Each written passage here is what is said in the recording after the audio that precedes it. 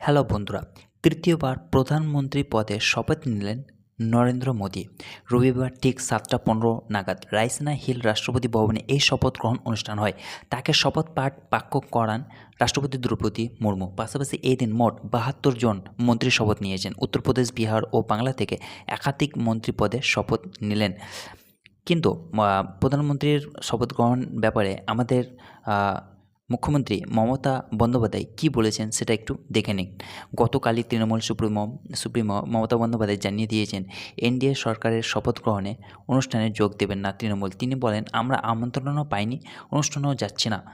একই সঙ্গে কালীঘাটের দলীয় সংসদের বৈঠকে মমতা বলেন, ওই সরকার আনস্টেবল, এই সরকার নড়বড়ে সরকার থাকার কোনো মানে নেই, জলদি চলে যাক, ধ্যান করুন।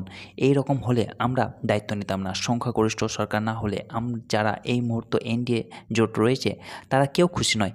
দ্রুত কেন্দ্রের সরকার গঠন করবে ইন্ডিয়া জোট বলে সাফ জানিয়ে দিয়েছেন তৃণমূল সুপ্রিমো মমতা বন্দ্যোপাধ্যায়। তিনি আরও বলেন, শেষ পর্যন্ত ইন্ডিয়া সরকার করবে, এরা কতদিন একটু করে নিক, আমরা মানুষের ভালো চাই, দেশ বড়সড় পরিবর্তন, আমরা অপেক্ষায় আছি।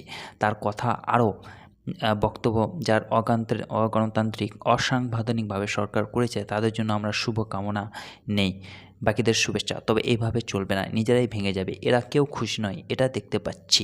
এটা হচ্ছে আমাদের তৃণমূল সুপ্রিমো মমতা বন্দ্যোপাধ্যায়ের বক্তব্য। তিনি বিজেপির বিরুদ্ধে একদম কঠোর হয়ে দাঁড়িয়ে আছেন। বন্ধুরা, আপনাদের কি মনে হচ্ছে, মোদি আমাদের প্রধানমন্ত্রী পদে থাকবে না অন্য কেউ প্রধানমন্ত্রী পদে দায়িত্ব নেবে? 10 বছর ধরে বিজেপি সরকার কি করেছে না করেছে সেটা আপনারা দেখতে পাচ্ছেন এর ফলাফল। আরও 5 বছর কি মোদিকেই প্রধানমন্ত্রী হিসেবে দেখতে চান, না অন্য কেউ প্রধানমন্ত্রী পদে দায়িত্ব নিক? আপনারা কাকে চান সেটা কমেন্টে জানান। ভিডিওটি যদি ভালো লেগে থাকে তো লাইক এবং সাবস্ক্রাইব করবে, পাশে থাকবেন। ভালো থাকুন, সুস্থ থাকুন।